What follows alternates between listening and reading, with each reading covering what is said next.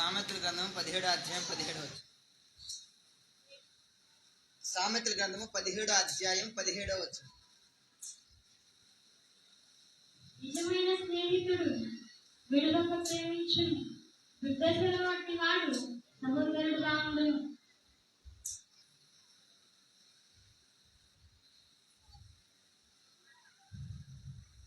కీర్తన గ్రంథము 115వ అధ్యాయం 15వ వచనం.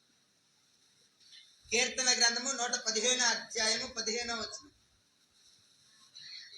భూమి ఆకాశములను సృజించిన యెహోవా చేత మీరు ఆశీర్వదింపబడిన వారు.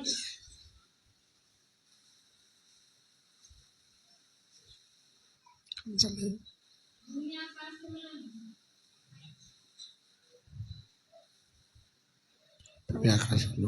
సృజించిన యెహోవా చేత ఆశీర్వదింపబడిన వారు. జీతాల్లో పరిస్థితి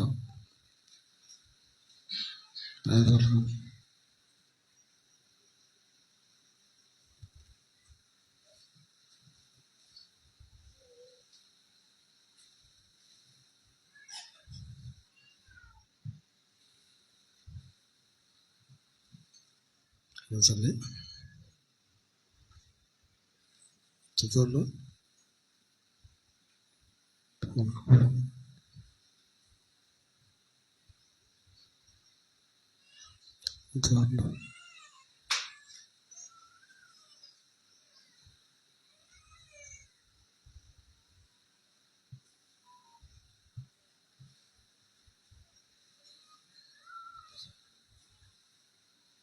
మత్తయి సువార్త 10వ అధ్యాయం 38వ వచనం.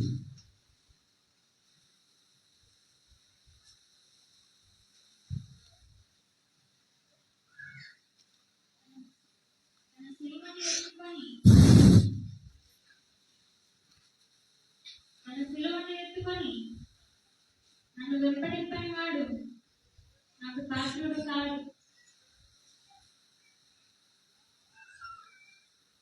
తన ప్రాణము దక్కించుకుని వాడు దాన్ని పోగొట్టుకును గాని, నా నిమిత్తము తన ప్రాణము పోగొట్టుకుని వాడు దాన్ని దక్కించుకును. మార్కు సువార్త 16వ అధ్యాయం 6వ వచనం.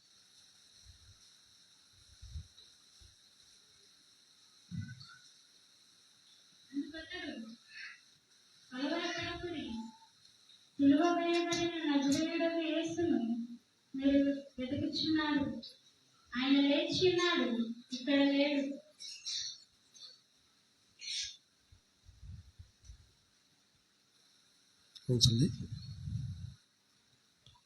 కలవరపడకుడి, సిలువ వేయబడిన నజరేయుడగు యేసును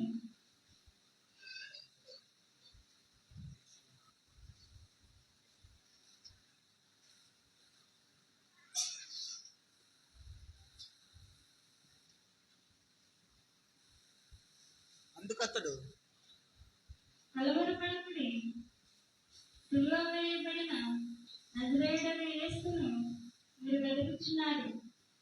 ఆయన లేచి ఉన్నాడు, ఇక్కడ లేడు.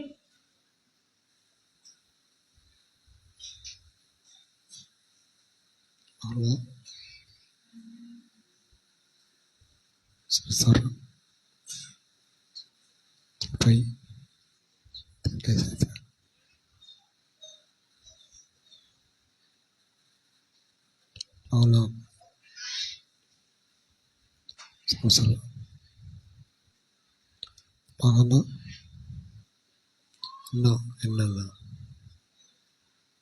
మొదలు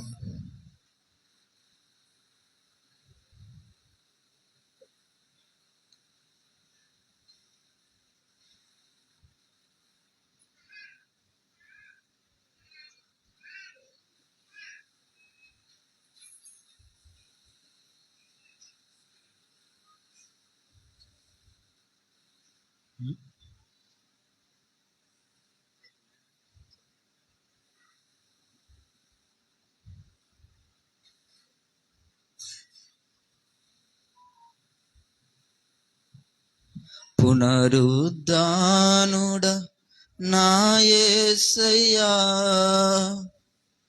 మరణము జడిపించితివి నన్ను, మరణము గెలచి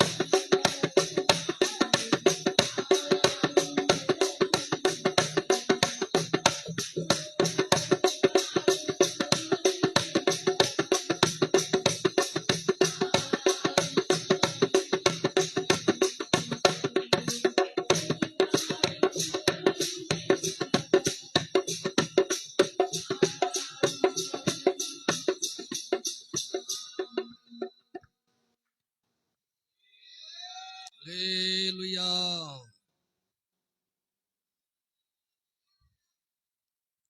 మీరు ఇంతవరకు విన్నటువంటి వాక్యాన్ని బట్టి దేవునికి మహిమయు, ఆయన సన్నిధికి కూడిచ్చిన మీ అందరికీ నా హృదయపూర్వకమైనటువంటి వందనాలు, అందరికీ వందనాలు తెలియపరుస్తున్నాను. అలాగనే మీకు చెప్పిన మాట గుర్తుంది కదా? ఏం చెప్పాను, ఏం చెప్పలేదు?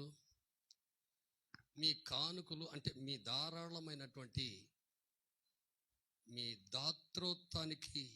దాతృత్వము కొలది మీ సామర్థ్యానికి మించినటువంటి అపురూపమైనటువంటి మీ కానుకలను తీసుకొచ్చి మీ సంఘ పెద్దలకు ఇవ్వవలసిందిగా మనం చేశాను. అలాగనే మీరు ఇంకొక పని కూడా చేయాల్సిన పని ఉంది. ఏం పని చేయాలి? మీరు మీ కష్టార్జితాన్ని తీసుకొచ్చి మీ పరిచర్యకి, సేవకు ఇవ్వమని చెప్పాను. ఇస్తారో మీరు ఎవరో ఆ పై భగవంతుడికి తెలుసు. ఏంది? ఇంకొకటి మాత్రం మనం చేయవలసిన పని ఉంది. ఏంటంటే, ఎవరు ఇచ్చినా ఇయ్యకపోయినా జరగవలసింది ఏది ఆగిపోదు. ఆయన జరిగించుకుంటూనే వెళుతుంటాడు. ఆయన దేవునికి స్తోత్రం. హల్లెలూయా. వెళతాడు. కానీ దానికి మనం ఏం చేయాలంటే, మన వంతు మనం ప్రార్థన చేసే వారమై ఉండాలి. దేవునికి స్తోత్రం. ఈ 15 రోజులు మీ ఏ ప్రాంతాల్లో ఉన్నారో ఆయా ప్రాంతాల్లో ఉన్నటువంటి దేవుని పిల్లలందరూ ఈ పరిచర్య కొరకు ప్రార్థన చేయవలసిందిగా మనం చేస్తా ఉన్నాం. అది ఇంకేమీ లేదు. దేవుని సన్నిధిలోనికి వెళ్ళి 1 గంట ఈ జ్ఞాపన చేయవలసిందిగా మనం చేస్తున్నాం. చేస్తారో చేయరో దేవునికే తెలుసు. అది ఎంత మేము చూసేవాళ్ళం కాదు. ఒకవేళ బలవంతంగా చేపించే పని కూడా కాదు. అది మీ హృదయపూర్వకంగా చేయవలసినటువంటి పని. మీ కానుకలు ఎలా అయితే ఇస్తారో అలాగనే మీ సమయాన్ని కూడా కొంచెం హెచ్చించి దేవుని సన్నిధిలో ప్రార్థన చేయండి. మీరు ఇచ్చే దానికంటే కూడా ప్రార్థన ఎక్కువ కార్యాలు జరిగిస్తుంటుంది. అది దేవునికి స్తోత్రం. హల్లెలూయా. దేవుని వాక్యాన్ని మనం చదువుకుందాం. దేవుని వాక్యము ఇంతవరకు నేను చెప్పే వాక్యం అంతా ముందుగానే మనకు తెలియపరచబడింది, ప్రకటించబడింది. ఎందుకంటే ఈ సర్వ మానవ కోటి కొరకు ఆయన మరణించడం జరిగింది. మరణించి ఆయన సమాధి చేయబడడం జరిగింది. సమాధి చేయబడడం జరుగుంటే మనం ఇప్పుడు ఇలాగ కూర్చునే వాళ్ళము కాదేమో.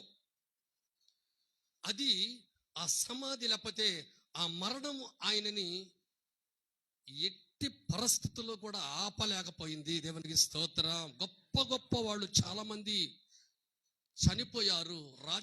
రాజ్యాల మీదకి వచ్చినటువంటి రాజ్యాలు సంపాదించుకున్నటువంటి వారు చాలా గొప్ప వారు చనిపోయారు.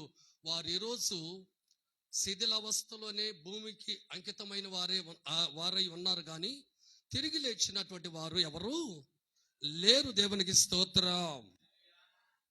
ఆయన ముందుగానే తన మరణ వార్తను మనకు తెలియపరిచాడు. ఆయన ఏం తెలియపరిచాడయ్య అంటే, మనం కూడా వాక్యము వింటాము.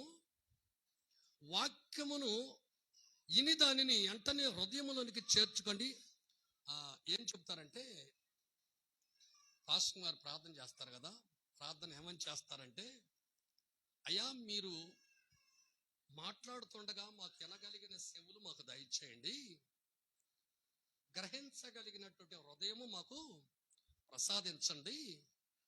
గ్రహించగలిగిన హృదయం అంటే ఆ చెప్పుతున్నటువంటి వాక్యము మన హృదయం అనే పలకల మీద రాసే అటువంటిది గ్రహింపు అనేది. దానికి స్తోత్రం. దానిని గ్రహించారు అంటే అది ఎక్కడ ఉంది అంటే మన హృదయాల్లో పీడయింది అని అర్థం. దేవునికి స్తోత్రం. హల్లెలూయా. మనకు చెప్పినట్టుగానే ఆయన ఏమని చెప్పాడంటే, ఆయన చనిపోక ముందు బ్రతికి ఉన్న దినాల్లో ఏమైతే చెప్పాడంటే, నేను శత్రువుల చేతికి అప్పగించబడతాను, వారు నన్ను ఏం చేస్తారు చెప్పాలి. ఏం చేస్తారు? వారు నన్ను మరణానికి అప్పగిస్తారు, నన్ను భూమిలో పాతి పెట్టబెడతారు, ఆ తర్వాత మరలా 3వ దినాన నేను తిరిగి లెగుస్తాను అని చెప్పాడు ఆయన. దేవునికి స్తోత్రం. అంటే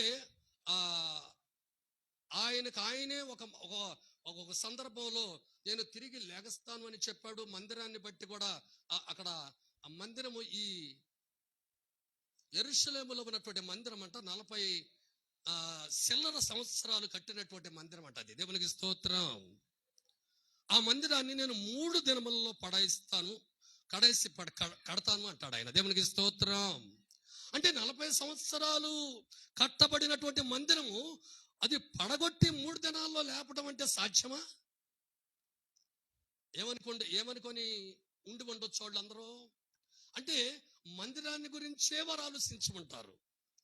ఆయన చెప్పింది ఏంటయ్యా అంటే, మందిరం అంటే ఒక కట్టడి అంటే ఒక ఆత్మీయ జీవితం. దేవునికి స్తోత్రం. హల్లెలూయా.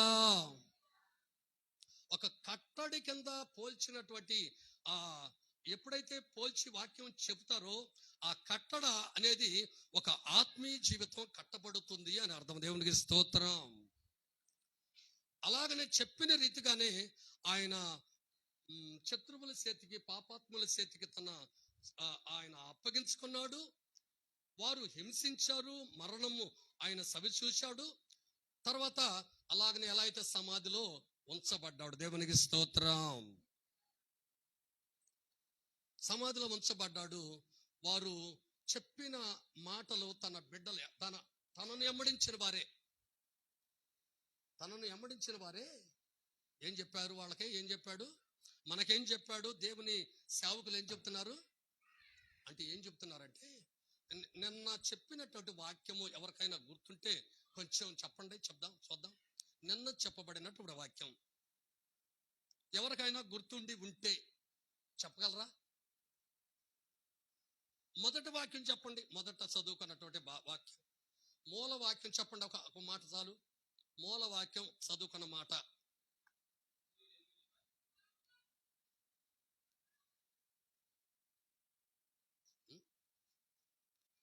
ఎవరో నోరు తెరవరు, ఎవరికే తెలియదు.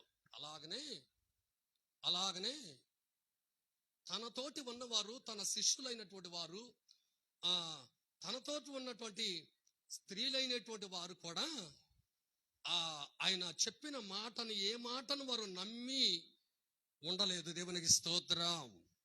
హల్లెలూయా. ఏమన్నాడు ఆయన? నేను 3వ దినాన నేను లెగుస్తాను అని చెప్పాడు ఆయన. ఖచ్చితంగా లెగుస్తాడు ఆయన. దేవునికి స్తోత్రం. వారు ఎక్కడ ఎతుకుతున్నారా అంటే, వారు ఆయనని సమాధుల్లో ఎతుకుతూ ఉన్నారు. ఆయనని దేవునికి స్తోత్రం. ఇప్పుడు మనం మత్తయి శుభవార్త 28వ అధ్యాయం నుంచి మనం 2 మాటలు చదువుకుందాం. అక్కడ వాడికి విశ్రాంతి దినమును గడిచిన తర్వాత ఆదివారమున తెల్లవారుచుండగా మగ్దలేనే మరియయు, ఏరొక మరియయు సమాధిని చూడవచ్చిరి. ప్రభు దూత పరలోకము నుండి దిగివచ్చి రాయి దొర్లింపబడి దాని మీద కూర్చొని ఉండడం, పొర్లించి దాని మీద కూర్చొని ఉండెను. అప్పుడు మహాభూకంపము కలిగెను. ఆ దూత స్వరూపము మెరుపు వలె ఉండెను. అతని వస్త్రములు హిమమంత తెల్లగా ఉండెను. అతనికి భయపడుట వలన కావలి వారు వణికి సచ్చిన వారి వలె ఉండిరి. దేవునికి స్తోత్రం. నేను ఈ మాట ఎందుకు చదివించాను అంటే, మీకు చాలా చిన్నప్పటి నుంచి మనం చదువుకుంటున్నటువంటి మాట. ఈ మాట చిన్నప్పుడు దినం నుంచి ఈ పునరుద్ధాన దిన ఆరాధన వచ్చింది అంటే ఈ ఈస్టర్ పండుగ వచ్చింది అంటే ఖచ్చితంగా ఈ వాక్యం చదవకుండా ఎవరు ముందుకు వెళ్ళరు అనే మాట మనకందరికీ తెలిసే. మనం చిన్న మొలతాడు కట్టుకున్న దాని నుంచి, మనం చిన్న పిల్లలు అయినప్పటి నుంచి, మనం తల్లిదండ్రులు మనం క్రైస్తవులే కాబట్టి మనం ఈ మాట ఇంటూనే వస్తా ఉన్నాం అమ్మా, ఇంటూనే వస్తా ఉన్నాం. ఎందుకు వాళ్ళు తెల్లారికే దేవుడు లేచాడు అనే సంగతి వాళ్ళు గమనించలేదంటే, వారు వాక్యమును ఏం చేయలేదు. వాళ్ళు చెప్పండి అంటే, దేవుడు చెప్పిన మాటను వాళ్ళు మనస్సును పెట్టలేదు. దేవునికి స్తోత్రం. అంటే వారు హృదయంలో ఆ మాటను ఉంచుకొనలేదు. ఉంచుకొనక ఎక్కడున్నాడంటే, ఆయన సమాధిలోనే ఉన్నాడు అంటే వాళ్ళ ఉద్దేశం ఏంటి? చెప్పండి అక్కడ. వాళ్ళ ఉద్దేశం ఏంటంటే, 3 దినములు అయ్యాయి. ఈ 3వ దినంలోనికి ఆయన కొంచెం వాసన వచ్చే స్థాయికి వచ్చి ఉండొచ్చు. ఏమొస్తుంది సమాధిలో 3వ దినాన్ని వచ్చేసరికి? వాసన వస్తుంది కదా. వాళ్ళు అత్తర తీసుకొని, ఇంకా పరిమళ ద్రవ్యాన్ని తీసుకొని ఎందుకు వస్తున్నారు అంటే, ఆ వాసన వారికి తగలకుండా ఆ వాసన ఆయన మీద చల్లి ఆయనని తీసుకువెళ్ళటానికి వచ్చారు వాళ్ళు. అంటే ఎంత పండితులై ఉండొచ్చు వాళ్ళు, ఎంత భక్తులై ఉండొచ్చు వాళ్ళు, ఎంత ఆత్మీయతలో ఎదుగుదల కలిగిన వారై ఉండొచ్చు వాళ్ళు. చెప్పండి అమ్మ, చెప్పండి. ఎదిగిన వాళ్ళు అంటారు వాళ్ళు. వాళ్ళ పేర్లు కూడా అంట మధ్యలేని మరియా అంట, మరొక మరియా అంట, మరి కొందరు స్త్రీలంట. స్త్రీలకు అంత ప్రాధాన్యత ఉంది బైబిల్లో. దేవునికి స్తోత్రం. ఎంత ప్రాధాన్యత ఉంది? దేవుని వాక్యాన్ని నమ్మనటువంటి ప్రాధాన్యత అక్కడ చెప్పాడు ఆయన. దేవునికి స్తోత్రం. ఇప్పుడు నేను వాక్యం విన్నామండి. నేను వాక్యం విన్నాం. ఏ వాక్యం విన్నామంటే దేవుడు పాపాలని క్షమిస్తాడు, ఆయన మరలా గుర్తు చేసుకోడు, ఆయనకి మనసుకు కూడా మన పాపాలు మనసుకు కూడా తెచ్చుకోడు అని వాక్యం విన్నాం. దేవుని మాట విననటువంటి వారిని ఆయన పాపాలు గుర్తు చేసుకొని వారికి శిక్షను కలుగు చేస్తాడు అని విన్నాం. దానికి సాదృశ్యమే ఆ రెండు భాగాలే నేను తిన్నటువంటి వాక్య సారాంశం. ఎన్నటువంటి వారేమో, గుర్తుపెట్టుకున్నటువంటి వారేమో, హృదయంలో ఆ వాక్యాన్ని రాసుకున్నటువంటి వారినేమో ఆయన అంట క్షమించి మరి పాపములంట మరి అన్నడు గుర్తు చేసుకోనని చెప్పింది వాక్యము. ఆ వాక్యాన్ని విననటువంటి వారిని, ఆ వాక్యాన్ని అంగీకరించినటువంటి వారిని, ఆ వాక్యాన్ని ఇంటూ చెవున పెట్టనటువంటి వారిని ఏం చెప్పింది? నిన్న రెండు రకాలటువంటి ప్రజలను నేను చూసాం. ఒక రకమైన ప్రజలేమో దేవుడు పాపాలను గుర్తు చేసుకొని ప్రజలు ఉన్నారు అక్కడ. ఒక భాగమేమో వారి దేవుని వాక్యాన్ని అంగీకరించగా దేవుని మాటను వారు పెడచెవుని పెట్టిన వారై ఉండి వారి పాపములంట ఆకాశాన్ని అంటుతున్న వారై ఉన్నారట. అలాంటి గుంపును కూడా మనం చూసాం. దేవునికి స్తోత్రం. ఇప్పుడు వీళ్ళు దేవుణ్ణి అమ్మడించిన ప్రజలే కదా, దేవుణ్ణి అనుసరించిన ప్రజలే కదా వీళ్ళు. దేవుని ఉన్నప్పుడు దేవుని సన్నిధిలో వాళ్ళు దేవుడని వాళ్ళకి తెలిసినటువంటి ఆరాధించిన ప్రజలే కదా వీళ్ళు. ఎవరో చెప్పండి, ఎవరు? మధ్యలేని మరియా, ఏరొక మరియా, వాళ్ళతో పాటు ఇంకా కొందరు స్త్రీలు కలిసి సమాధి కాడికి వెళ్ళారట. సమాధి కాడికి వెళితే ఏం దొరికిందాడా చెప్పండి? ఏమీ దొరకలేదు. అక్కడ ఏం దొరికిందంటే ఖాళీ సమాధి ఉంది అక్కడ. దేవునికి స్తోత్రం. ఈ మాటను ఎవరు గుర్తు పెట్టుకున్నారయ్యా అంటే, ఈ మాటను ఎవరు గుర్తు పెట్టుకున్నారయ్యా అంటే, వారు యేసు ప్రభు వారు సిలువ వేయకముందు, యేసు ప్రభు వారు మానవుడిగా తిరుగుతున్నప్పుడు, యేసు ప్రభు వారు తన శత్రువుల చేత అందరి చేత ద్వేషించబడుతున్నప్పుడు, అందరి చేత ఆయన సత్యాన్ని బోధిస్తున్నప్పుడు, వారు అందరూ ఆయనకి వ్యతిరేకంగా మాట్లాడుతున్నటువంటి అప్పుడు వారితోటి ఏమైతే చెప్పాడో ఆ మాటలు వారు గుర్తు పెట్టుకున్నారట. దేవునికి స్తోత్రం. ఎవరు గుర్తు పెట్టుకుంది? ఎవరు? ఆయనని అమ్మడించిన ప్రజలేమో గుర్తు పెట్టుకోలేదట. ఆయనకి వ్యతిరేకంగా మాట్లాడి ఆయనకి వ్యతిరేకమైనటువంటి ఒక గుంపు ఉంది చూడండి. ఆయనకి వ్యతిరేకమైనటువంటి ఒక గుంపు ఉంది. ఆ గుంపు అంట ఆయన మాటలంట వారు హృదయంలో పెట్టుకున్నారట. దేవునికి స్తోత్రం. ఎందుకు పెట్టుకున్నారయ్యా అంటే వారు ఈయన అప్పుడు చెప్పిన సంగతులు ఏమిటయ్యా అంటే, వారు శత్రువుల చేతికి అప్పగించబడతాను అని చెప్పాడు. అప్పగించబడ్డాడు. ఆ అప్పగించబడిన తర్వాత ఆయనను మరణిస్తాడు అని చెప్పాడు. నిజంగానే మరణించాడు. జరిగినాయి కదా అని చెప్పిన సంగతులు. ఒకటేమో శత్రువుల చేతికి అప్పగించబడతాను అని చెప్పాడు. ఆ తర్వాత జరిగింది అది. తర్వాత నేను వాళ్ళ చేతిలో మరణిస్తాను అని చెప్పాడు. అది కూడా జరిగింది. ఇప్పుడేం జరిగింది? వాళ్ళు తీసుకువెళ్ళి ఆ సమాధిలో పెట్టారు. ఆ సమాధిలో పెట్టినప్పుడు ఆ సమాధిలో కూడా తిరిగి లేగిస్తాడేమోనని వాళ్ళకి ఆయన చెప్పిన, ఆయన మనిషిగా ఉన్న, ఆయన సశరీరుడిగా ఉన్నటువంటి దినాల్లో ఆ చెప్పిన మాట అంట వారికి ఏమైందట చెప్పండి? ఏమైంది? వాళ్ళకు గుర్తుందట. దేవునికి స్తోత్రం. దేవుని అమ్మడించే వారికి గుర్తులేదట, దేవుని వ్యతిరేకించే వారికి గుర్తుందట. ఆ మాట కూడా చదువుదామా? మత్తయి సువార్తలోనే 27వ అధ్యాయము 63వ వచనం చదువుదాం. జాగ్రత్తగా చదవండి, మాటలు గుర్తుపెట్టుకోండి. ప్రధాన యాజకుడు ఆయనను చూసి, ఎక్కడ? మత్తయి సువార్త, అయ్యా, అది కాదు, అది చదవండి ఆ మాట చదవండి పూర్తిగా. అయ్యా, ఆ వంచకుడు ఏమని పిలుస్తున్నారో చూడండి. ఆయన్ని ఏమని పిలుస్తున్నారో అక్కడ చూడండి. ఆయన వ్యతిరేకించేవారు. ఆయన సత్యమును బోధిస్తే ఆ సత్యమును వక్రీకరించి మాట్లాడిన వారు ఆయన మరణించిన తర్వాత ఆయన ఏమని పిలుస్తున్నారో చూడండి. అక్కడ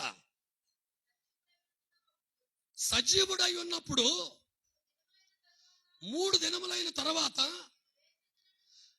నేను లేచదనని చెప్పినది మాకింకా జ్ఞాపకం ఉన్నది అంటాడు ఆయన. వాటి దేవుని స్తోత్రం, హల్లెలూయా. శత్రువుల చేతికి అప్పగించబడతాను అని చెప్పాడు. ఆ మాట జరిగింది. శత్రువు చేతుల్లో మరణిస్తాను అని చెప్పాడు. ఆ మాట కూడా జరిగింది. ఇప్పుడు పాతి పెట్టబడ్డాడు. ఈ మాట కూడా జరుగుద్దేమో. ఈ మాట కూడా జరుగుద్ది. ఒకవేళ జరగకపోయినా కూడా తన శిష్యులు వచ్చి ఎత్తుకొని పోయి ఈయన పునరుద్ధానుడు అయ్యాడని వాళ్ళ ఈ లోకానికి సాటి చెప్పుతారేమోనని ఆ మాట ఇంకా మాకు గుర్తుంది. ఆయన సశరీరుడై ఉన్నప్పుడు, ఆయన సజీవుడిగా ఉన్నప్పుడు చెప్పిన మాటలు ఇంకా నాకు మా హృదయంలో గుర్తున్నాయి. గుర్తుంటే ఏం చేయమంటావు అంటే, చదవండి ఇప్పుడు. కాబట్టి 3వ దినం వరకు సమాధిని భద్రము చేయను ఆజ్ఞాపించండి. దేవునికి స్తోత్రం, హల్లెలూయా. ఈ శత్రువులనే వాళ్ళు, యేసుకు వ్యతిరేకంగా లేచిన వారు, యేసును సిలువ వేసిన వారు, యేసును చంపినటువంటి వారు, వాళ్ళు ఏం చేశారంటే, వారు తిరిగి సమాధిలో పెట్టిన తర్వాత వాళ్ళు ఎక్కడికి వెళ్ళారంటే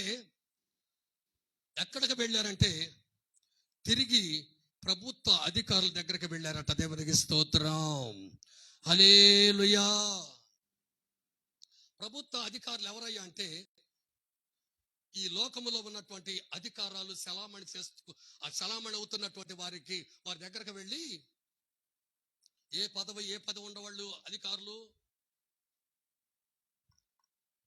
ఆ పిలాతు దగ్గరికి వెళ్ళి వాళ్ళు ఏం చేస్తున్నారయ్యా అంటే, మాకు ఆయన చెప్పిన మాటలు ఇంకా గుర్తున్నాయి, 2 మాటలు జరిగాయి, ఈ 3వ మాట వాడికి వచ్చేసరికి ఈ మాట కూడా మాకు గుర్తుంది, ఒకవేళ లెగుస్తాడేమో, ఒకవేళ ఆయన శిష్యులు వచ్చి ఆయన ఎత్తుకొని పోయి లేచాడు అని ప్రచారం చేస్తారేమో అని మాకు ఈ సమాధిని 3 దినముల వరకు భద్రము చేయుటట్లుగా మాకు శాసనమును మాకు ప్రసాదించండి అని వారి దగ్గరకు వెళ్ళి వాళ్ళ దగ్గర వాళ్ళ అధికారుల దగ్గర నుంచి ఒక ఆర్డర్ తీసుకొచ్చుకున్నారు. దేవునికి స్తోత్రం, హల్లెలూయా. ఒక ఆర్డర్ తీసుకువెళ్ళి ఆ 3 సెక్యూరిటీ వారిని ఇచ్చి, మీ ఇష్టం, ఇంకా చదవడం మాట మీకు గుర్తొస్తున్న మాట, సమాధి భద్రము చేయని ఆజ్ఞాపించను. వారి శిష్యులు వచ్చి వారిని ఎత్తుకొని పోయి ఆయన మృతులలో నుండి లేచినని చెప్పుదురేమో, అప్పుడు మొదటి వంచన కంటే కడపటి వంచన మరీ చెడ్డదై ఉండునని చెప్పిరి. దేవునికి స్తోత్రం. అంటే ఈ సంగతి జరిగితే, ఒకవేళ వాళ్ళ శిష్యులు వచ్చి తీసుకువెళ్ళి దొంగతనంగా తీసుకువెళ్ళి లెగిశాడు అని ప్రచారం చేస్తారేమో. ఇప్పుడు ఈ వంచకుడు చెప్పిన దానికంటే వాళ్ళు ఆ పని చేస్తే మరీ ఆ వంచన ఎక్కువ అవుతుంది అని చెప్పారు వాళ్ళు. ఎవరికి చెప్పారు వాళ్ళు? చెప్పాలా? ఎవరికి చెప్పారంటే రోమా అధికారులతోటి చెప్పారు.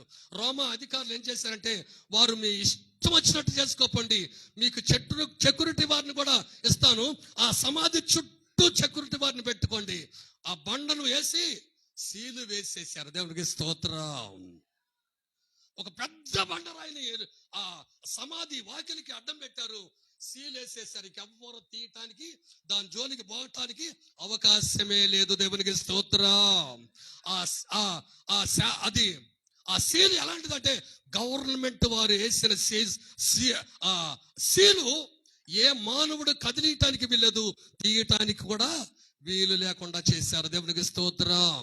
గవర్నర్ తో కూడినటువంటి అధికారులందరూ సమకూర్చబడి వారందరూ చర్చించుకున్న తర్వాత ఈ సమాధికి సిలువ వేశారు. సిలువ వేసిన దానిని బట్టి వాళ్ళు ఏం చేశారంటే వాళ్ళకి ఆ సమాధి చుట్టూ సెక్యూరిటీ ప్రజలను పెట్టారు. బలవంతులైనటువంటి వారు ఈ రాష్ట్రంలో, ఈ దేశంలో బలవంతులైనటువంటి సెక్యూరిటీ గార్డులు ఉన్నారు. వారిని తీసుకొచ్చి ఒక బలమైనటువంటి వారిని ఆ సమాధి చుట్టూ సెక్యూరిటీగా పెట్టారాడ. దేవునికి స్తోత్రం.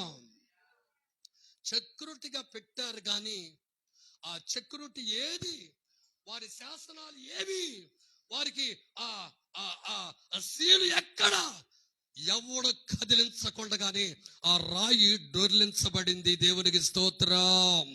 హల్లెలూయా. దేవుని శక్తి ముందు మానవుడి శక్తి ఉపయోగపడదు. దేవునికి స్తోత్రం. ఆపాలని ప్రయత్నాలు చేయొచ్చు. ఇప్పుడు అదే సంగతి ఆ రోజుల్లో యేసుక్రీస్తు వారు దినాల్లో జరిగినటువంటి ఆ కార్యములే ఈ దినాల్లో కూడా జరుగుతూ ఉన్నాయి. ఈ దినాలు కూడా జరుగుతూ ఉన్నాయి. వారు లేనిపోయిన శాసనాలు తీసుకొచ్చి, లేనిపోయిన తీర్మానాలు చేసి, లేనిపోయినటువంటి వాటిని తీసుకొచ్చి ఈ క్రైస్తవ్యాన్ని కొంచెం బలహీనపరచాలి. ఎందుకంటే వారిని దడుస్తున్నారంటే కింద నీరులా ఈ దేశమంతా అగుతుందేమో, ఈ దేశమంతా పాకుతుందేమో, ఈ దేశమంతా క్రైస్తవ దేశముగా మచ్చబడుతుందేమోనని చేస్తున్నారయ్యా. అంటే ఇప్పుడు ఆ సుప్రీం కోర్టులను సైతమే వారు వశం చేసుకొని ఈ కేంద్రాన్ని పాలిస్తున్నటువంటి అధికారుల ద్వారా వారి చేతుల్లో సమస్తలన్నిటినీ పెట్టుకొని ఆ రోజుల్లోనే జరిగింది ప్రియులారా. ఈ రోజుల్లో జరగడం ఒక ఎంతేమి కాదు. ఆ రోజులు యేసుక్రీస్తు వారి రోజుల్లోనే యేసుక్రీస్తు వారిని పునరుద్ధానుడు కాకుండా ఆపాలని, పునరుద్ధానం లేకుండా ఆపాలని, పునరుద్ధానం ఎలాగ జరుగుద్దో చూద్దామని ఆ దేశ అధికారులతోటి, రోమా ప్రభుత్వ అధికారులతోటి వారు మాట్లాడి ఆ సమాధికి సిలువ వేయించారు. సీలు వేయిస్తే ఆ సీలు ఎక్కడ ఏమి వాళ్ళ ప్రయత్నాలు ఏమీ ఉపయోగపడకుండా ఆ సీలు వేసినట్లుగానే ఉన్నది. దాని అంతటా అదే ఊడిపోయి ఎక్కడ ఏమైపోయిందంటే దానిలోంచి లేగవాల్సినటువంటి ఆ మహానుభావుడు లేచిపోయాడు. ఆయన దేవునికి స్తోత్రం. హల్లెలూయా. దేవుని శక్తి ముందు ఈ మానవుని శక్తి నిష్ప్రయోజకమైనది. దేవునికి స్తోత్రం. నిష్ప్రయోజనమైనది.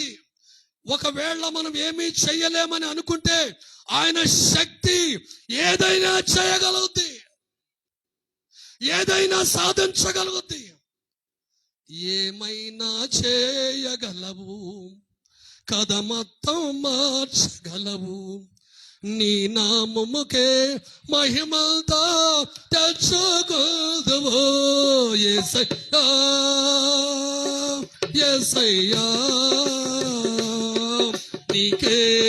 నీకే సాధ్యము యేసయ్యా, యేసయ్యా. నీకే సాధ్యము. ఏమైనా చేయగలవు, కథ మొత్తం మార్చగలవు,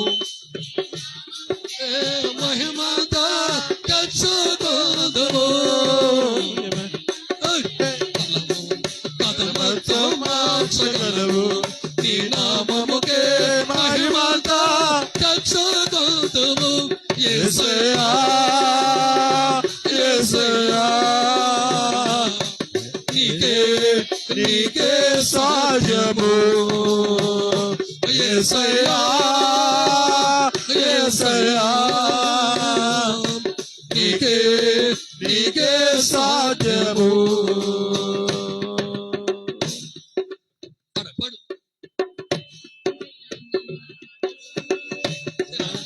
వాడము పడిపోయిన నీటే నిలబెట్టువాడము, నిలబెట్టువాడము, బలచించువాడము, పడిపోయిన నుంచి వాడము,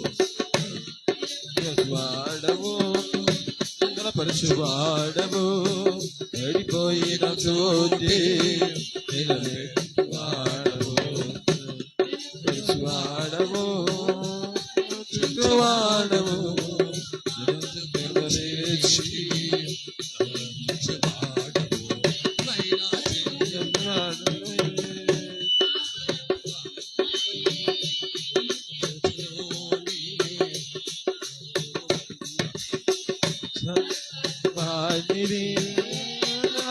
కుమ్మరి మా శివమున్నది ఎంతో గొప్పవి ఎన్నో జరిగిస్తున్నవి మా దేవాన్ని ఎంతో ఎంతో గొప్పవి కార్యములన్నీ జరిగించుచుంటవి. ఏమైనా చేయగలవు, కథమర్థం మార్చగలవు, నీ నామముకే మహిమతో తెచ్చుకొందుము. ఏమైనా చేయగలవు, కథమర్థం మార్చగలవు, నీ నామముకే మహిమతో తెచ్చుకొందుము. యేసయ్యా యేసయ్యా నీకే నీకే సాధ్యము. యేసయ్యా యేసయ్యా నీకే నీకే సాధ్యము. యేసయ్యా యేసయ్యా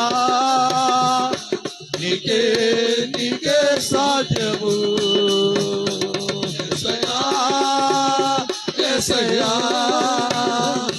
నీకే నీకే సాధ్యము. యేసయ్యా యేసయ్యా నీకే నీకే సాధ్యము. నీకే సాధ్యము. ఏమైనా చేయగలడు ఆయన, కథ మొత్తం మార్చగలడు. నువ్వు చెయ్యొద్దు అన్నది నీ చేతనే చేయించగలడు. చేయకూడదు అనుకున్నది నీ ద్వారాగానే చేయించగలడు ఆయన. ఏదైతే మన వల్ల కాదనుకుంటామో అదే మన వల్లనే అది జరిగించగలిగిన దేవుడు ఆయన. దేవుడికి స్తోత్రం. ఆయనకు అసాధ్యమైంది ఈ భూమి మీద ఏదీ లేదు ప్రియులారా. ఆ రోమా గవర్నమెంట్ అనేది ఈ పునరుద్ధానములు లేకుండా చేయాలని ఎంత ప్రయత్నం చేసినా ఎక్కడ ఆ పునరుద్ధానాన్ని ఆపలేకపోయింది. దేవునికి స్తోత్రం. హల్లెలూయా. ఒక్క మాట చదువుకుందాం, ముగించుకుందాం ప్రియులారా. ఒక్క మాట చదువుకుందాం. కొరింథీకి రాసినటువంటి పత్రికలో, కొరింథీకి రాసిన మొదటి పత్రిక 15వ అధ్యాయము 21వ వచనం చదువుదాం త్వరగా. మనిషిని ద్వారా మరణము వచ్చెను గనుక మనుషుని ద్వారాగానే మృతుల పునరుద్ధానమును కలిగెను. ఆదామునందు అందరూ ఎలాగా మృతి పొందుచున్నారో అలాగనే క్రీస్తునందు ఆయన బ్రతికి ఉన్న దానిని బట్టి మనందరము బ్రతికి ఉన్నాము. ప్రతి వారు తన తన వరసలోనే బ్రతికించబడుదురుగాక. దేవునికి స్తోత్రం. నా ప్రభువు ద్వారాగానే మనందరము బ్రతుకుతూ ఉన్నాము. నా ప్రభు ద్వారాగానే మనందరము జీవిస్తూ ఉన్నాము. క్రీస్తునందు ప్రియులారా, ఈరోజు నేను చాలా చెప్పాలనుకున్నాను, కానీ సమయం కొంచెం ఏముంది అయిపోయింది కనుక ఎందుకు అంటే ఆయన మరణము మనకేమిచ్చిపోయింది అంటే ఆయన మరణము మనకు జీవమునిచ్చిపోయింది. దేవునికి స్తోత్రం, హల్లెలూయా. మనలను జీవింపజేస్తుంది ఆయన మరణము. ఎలాగా అంటే క్రీస్తును నమ్మినటువంటి ప్రజలను ఆయన మరణము జీవింపజేస్తుంది. ఎలాగయ్యా అంటే ఆ మాట ఒక్కసారి బైబిల్ తెరిచి యోహాను శుభవార్త 6వ అధ్యాయంలో ఒక మాట చదువుకుందాం. మనందరం ముగించుకుందాం త్వరగా. ఈ మాటలు దొరికే కాదు పిల్లరా, ఈ మాటలు చాలా విలువైనటువంటి మాటలు, నేర్చుకోవాల్సినటువంటి మాటలు ఇవి. చదువుదాం, మనం ఎప్పుడు ఎన్న మాటలే.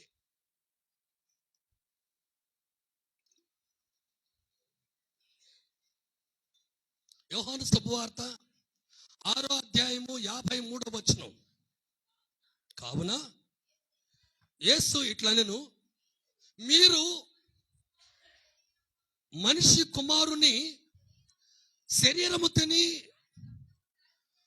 ఆయన రక్తమును త్రాగితేనే గాని మీలో మీరు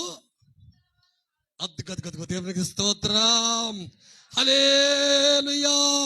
ఆయన మరణమే మనకు జీవమునిచ్చింది. ఆయన మరణమే మనలను జీవింపచేస్తుంది. ఆయన శరీరమును ఆయన రక్తమును త్రాగిన ప్రతి ఒక్కరూ జీవింపచేస్తుంది, జీవిస్తున్నారు అని అర్థం.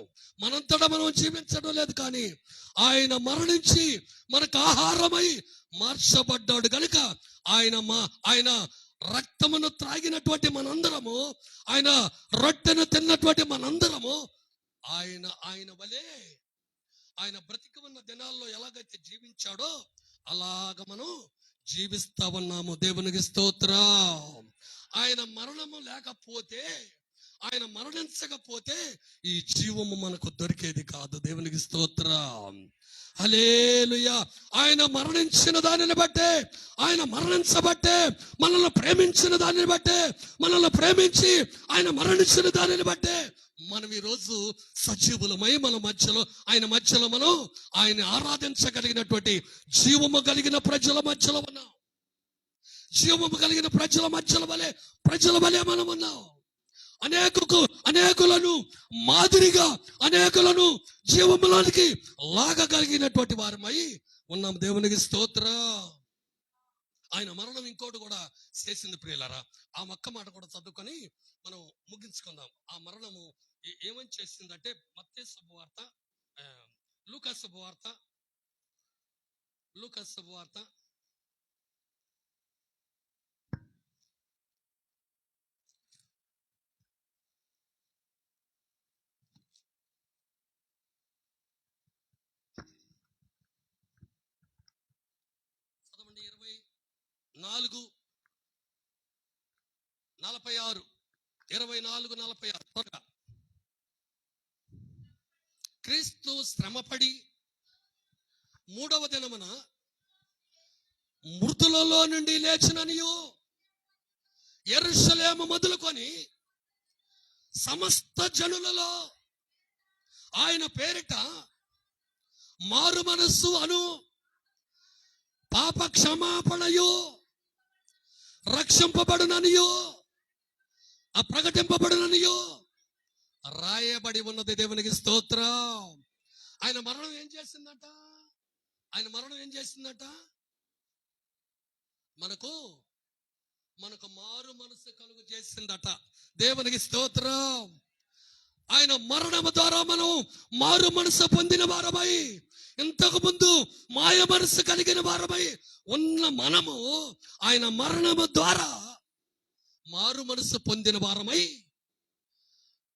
పాప క్షమాపణ కలిగిన వారమై, పాపములోంచి విముక్తి కలిగినటువంటి ప్రజలమై, రక్షించబడిన వారమై, రక్షణలోనికి వచ్చి అనేకులను రక్షించగలిగిన వారముగా మనల్ని ఆయన మరణం చేసింది ప్రియులరా. దేవునికి స్తోత్రం. ఆయన మరణించకపోతే ఈ రక్షణ మనకు దొరికేది కాదు. ఆయన మరణించకపోతే మనల్ని అగ్నిలో నుంచి లాగినట్లుగా మనల్ని లాగి ఉండేవాళ్ళు కాదు. నీ కోసం నా కోసం ఎందరో ప్రార్థన చేస్తే ఆ ప్రార్థన ప్రతిఫలమే ఈ రోజు నేను ఇక్కడ నిలబడటం, ఇక్కడ నిలబడి అనేకమైనటువంటి మాటలు ఆయన మాటలో మీకు తెలియపరచడానికి నన్ను ఏం చేశాడంటే ఆయన మరణము ద్వారా నన్ను రక్షించాడు, నాకు పాప క్షమాపణ దయచేశాడు. ఆయన నాకు మారు మనసు, ఒకప్పుడు నేను మాయ మనసుతో తిరుగుతున్నటువంటి నన్ను, నేను ఒకప్పుడు మాయ చేస్తూ బ్రతుకుతున్నటువంటి నా జీవితంలో నన్ను ఏం చేశాడంటే మారు మనసు ఇచ్చి, పాప క్షమాపణ ఇచ్చి, నా పాపము క్షమించబడినవై రక్షించబడిన వాడనై ఇంకా కొందరికి రక్షణ అంటే ఏంటో తెలుసా ప్రియులారా? చాలా మందికి విలువ తెలియదు కదా రక్షణ అంటే అగ్నిలో తగలబడుతున్నటువంటి ఒక కొంప తగలబడుతుంది అనుకోండి. ఆ కొంప తగలబడుతుంటే ఆ కొంపలో నుంచి బలవంతంగా సాహసించి ఆ అగ్నిలో నుంచి, ఆ కొంపలో నుంచి ఎందరినైతే మనం సురక్షితంగా తీసుకొస్తామో వారు రక్షించబడిన వారు. కొంప కాలిపోతుంది కదా, వాళ్ళతో పాటు వాళ్ళు కూడా కాలిపోయేవాళ్ళే. ఆ కాలిపోయే స్థితిలో నుంచి మనము వారిని సజీవులుగా తీసుకొచ్చి నిలబెట్టడమే రక్షణ. దేవునికి స్తోత్రం. రక్షణ అంటే ఇంకొక మాటకి విలువలేదు ప్రియులారా. రక్షణ అంటే అగ్నిలో తగలబడిపోతున్నా, అగ్నిలో మాయమవుతున్నా, వాళ్ళు మరణానికి దగ్గరగా ఉన్నటువంటి వారిని తీసుకొచ్చి సజీవులుగా నిలబెట్టడమే రక్షణ అంటే. అది ఎలాగొచ్చిందయ్యా అంటే ఆయన మరణము ద్వారాగానే వచ్చింది. ఆయన మరణమే మనం రక్షించబడటానికి, మారు మనసు దయచేయటానికి, పాప క్షమాపణ కలుగ చేయటానికి, ఈ సర్వ సృష్టి అంతా ఆయన రక్తము ద్వారా, ఆయన మరణము ద్వారా రక్షించబడటానికి కృపానుగ్రహించబడింది ప్రియులారా. ఇన్ని చేసింది ఆయన మరణము మనకి ఎంత ఉపయోగపడింది అంటే, మనల్ని జీవింపు చేయటానికి, మనల్ని రక్షించటానికి, మనల్ని రక్షణలోకి నడిపించడానికి, మనందరినీ పాప క్షమాపణ మన జీవితంలో కలగడానికి. మీ జీవితంలో కలిగిందో ఏమో నాకు తెలియదు. మీరు సట్లాలు కూర్చున్నారంటే మీ జీవితంలో కలిగిందో నాకు తెలియదు. కానీ మాయ బతుకుతున్న నా జీవితంలో కలిగింది. ఆ మారు మనసు నాకు ఇచ్చాడు, పాప క్షమాపణ నాకు దొరికింది. దేవునికి స్తోత్రం, హల్లెలూయా. ఆయన మరణము ఈ 3 అంశాలు మన జీవితంలో కలుగు చేసినాయి. ఆ మరణము ద్వారా మనం ఈరోజు ఎలాగా సజీవులుగా కూర్చొని ఆయన ఆరాధించగలిగిన వారమై ఉన్నాము. హల్లెలూయా. మోకరిద్దాం, అందరం మోకరిద్దామా? మోకరించండి. అయ్యా, నీ రక్షణే, నీ మరణమే నాకు రక్షణ అనుగ్రహించబడింది. నీ మరణమేనయ్యా నన్ను క్షమించిందయ్యా. పాప క్షమాపణ నాకు దొరికిందంటే అది నీ మరణము ద్వారాగానే వచ్చింది అయ్యా. నేను ఈరోజు జీవింపబడుతున్నాను, జీవించమన్నానంటే నీవు మరణించిన దానిని బట్టే, నీ రక్త మాంసములలో పాలివాడనై ఉన్న దానిని బట్టే